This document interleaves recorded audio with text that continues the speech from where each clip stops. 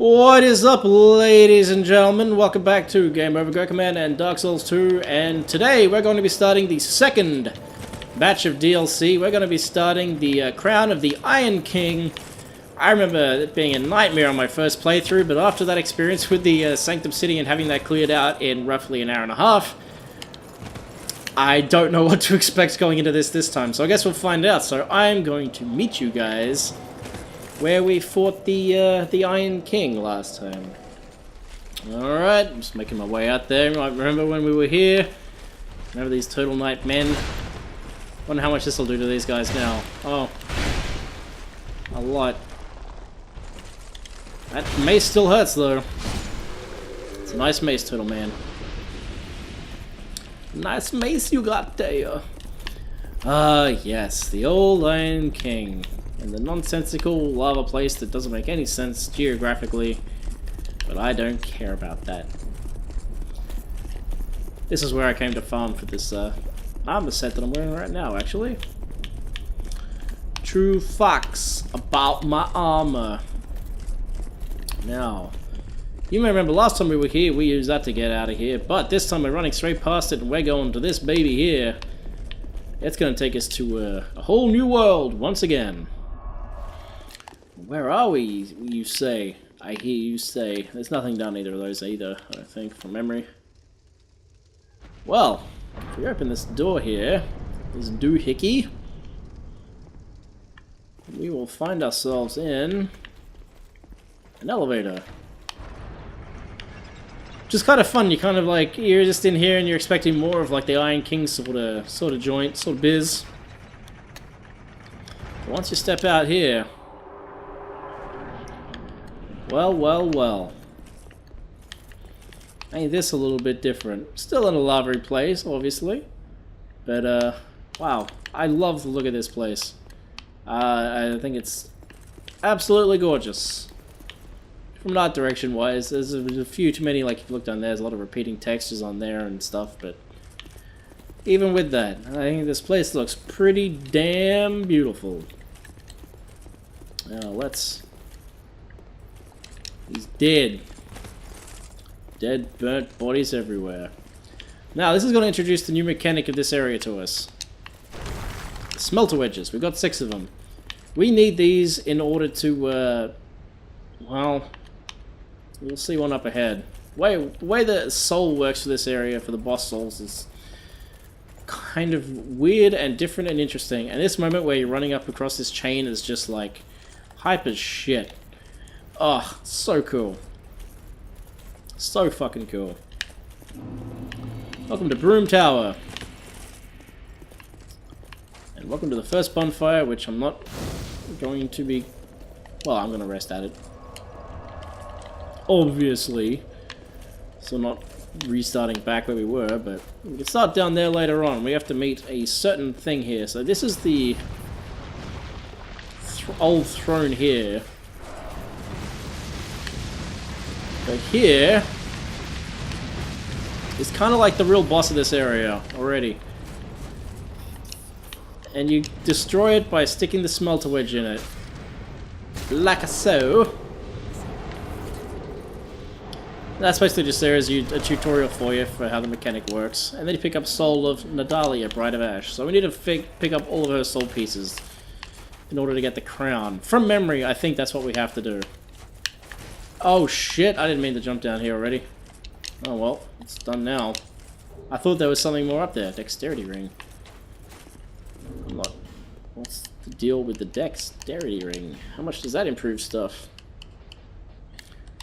An oddly deformed iron ring increases the dexterity of its wearer. The old Iron King ruled over the great age of iron. The king's power allowed him to mold iron freely as if he held sway over the forces of life and creation. I haven't got a dex build, so it's not really a big deal for me, but if you are doing dex builds, that's handy. Anyway, so that queen, she's going to be a big deal. But the thing is, there's a limited number of smelter wedges. There's the exact same number of smelter wedges as there are, like, queen souls, basically. But the issue is, if you don't do things in a specific order, you can get to the Fume Knight boss down at the bottom of this place. The Fume Knight is, in my opinion, the most difficult boss in Dark Souls 2. In a good way. It's a very fair fight. He's just very challenging. If you get down there, those red things that we destroyed, they basically buff. They give him a buff. They buff enemies that are around him, and there's a whole bunch of them around his boss room. So if you don't find all the smelter wedges before you get down there, the end boss is going to be infinitely more difficult for you. But yeah, I'm not using the greatsword through this area. This area, I'm better off using this. Being a little bit quicker is a little better. And these guys are all made of crusty old iron anyway, so... The greatsword I don't feel has any real advantage here over any other weapon. The other weapon I have with me is, of course, my machete. Or my butcher's axe, which, once again, I don't think has any real advantage here, but... I should equip my bow after that sin boss fight. There are a few fleshy enemies around here. Not a ton, but a few. Alright. Just lure these guys up one at a time. Way! Getting that roll time down. Oh, I love the satisfaction of hitting these guys with this mallet. It just feels so good. So there are two main bosses for this area, and they're both fucking great. There's a Fume Knight, who is just a complete badass. And another character who, from memory, I think his name's Sir Alon. He is a good fight, but he's very easy to cheese. You can have a good fair fight with him, undoubtedly, but yeah, you can definitely cheese him without too much difficulty. And you can spoil this fight for yourself. I like playing him properly because I find him to be quite an enjoyable battle. Although the run to his boss fight's shithouse. Well, it's a good area for farming souls, I guess.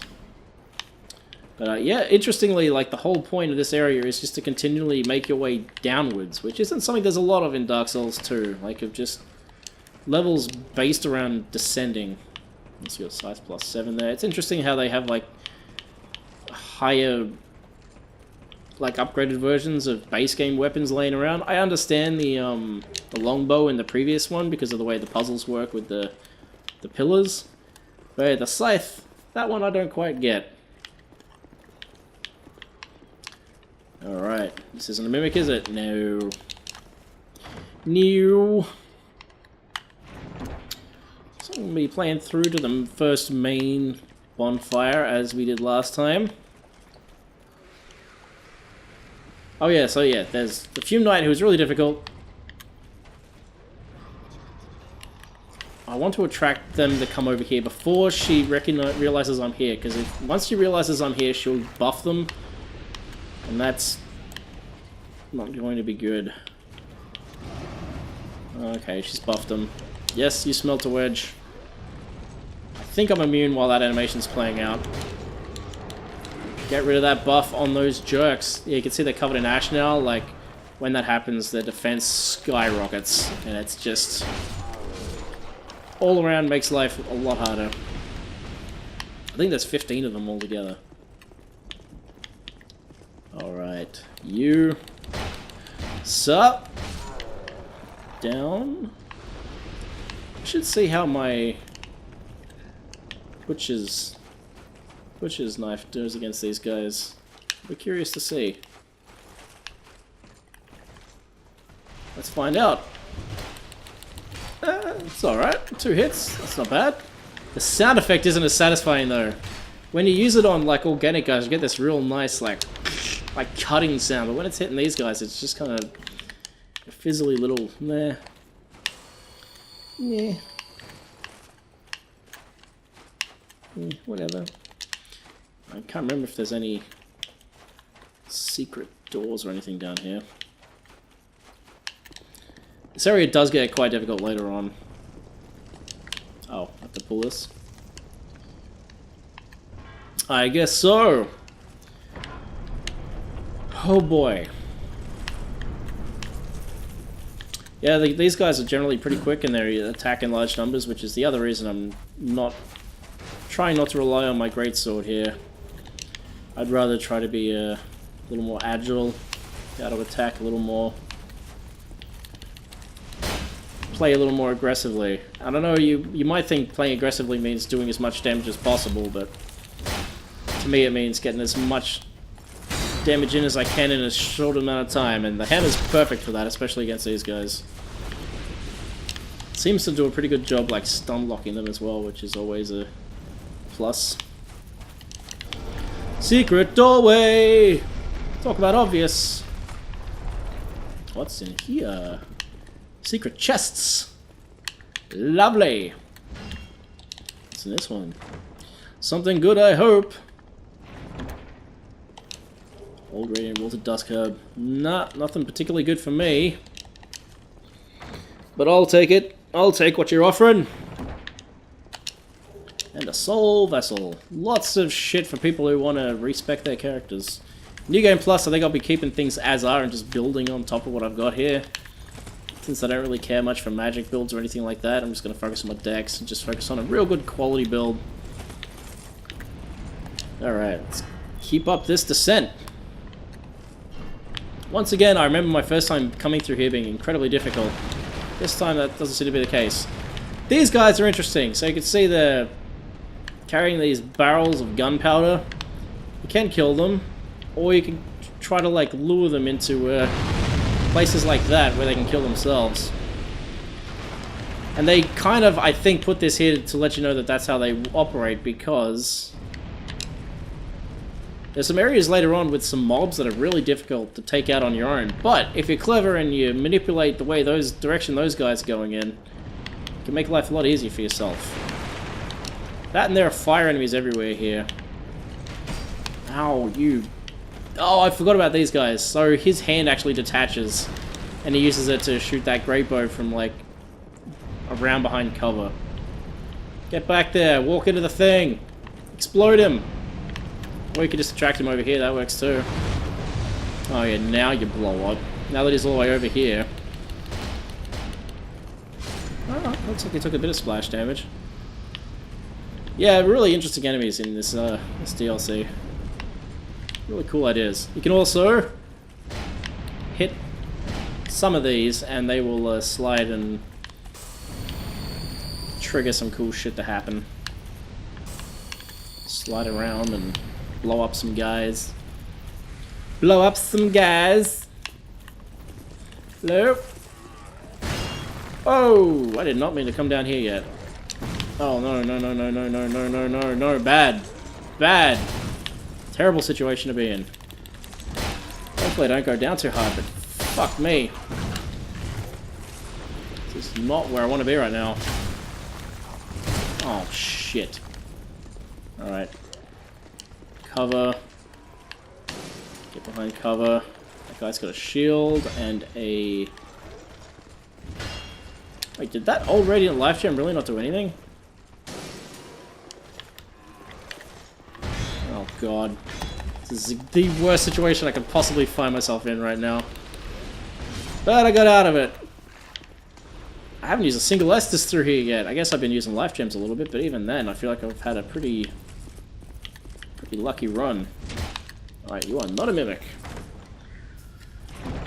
No sir, you are not. Ceastus. Yeah, I wish there were more new weapons instead of just plus whatever's of old ones, but whatever, I suppose. Wait, so... Wait, this is where I came from up here, isn't it?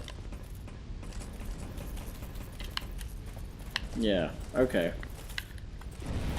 So it looks like falling down there is something I would have had to have done anyway. I just didn't want all those guys on me at once.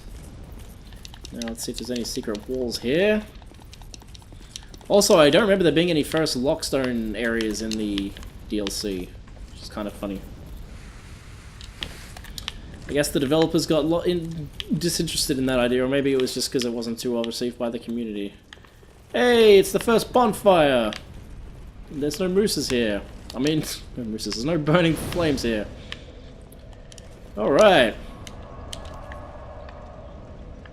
Well, ladies and gentlemen, thank you for joining me today. Next time we're going to descend further into the tower. Believe me, it does get a lot more difficult the further down we go. I hope you'll join me for that, and I hope you're having a fantastic day and a fantastic week.